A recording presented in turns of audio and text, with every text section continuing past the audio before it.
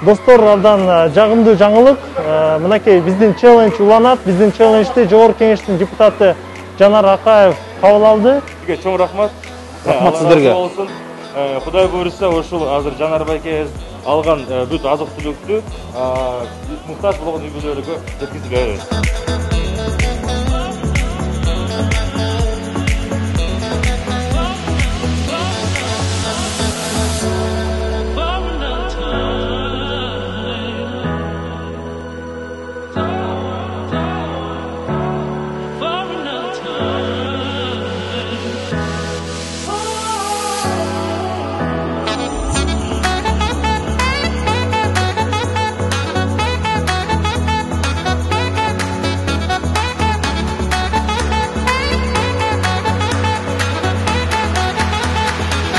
Мына штаттан алган челленджди мен кабыл алдым.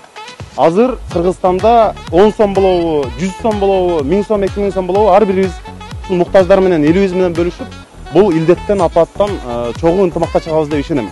Ошондуктан кийинки челленджди мен Жогорку Кеңештин депутаттары Абдулвахап Нурбаев менен Эмил Токтошевго узатам.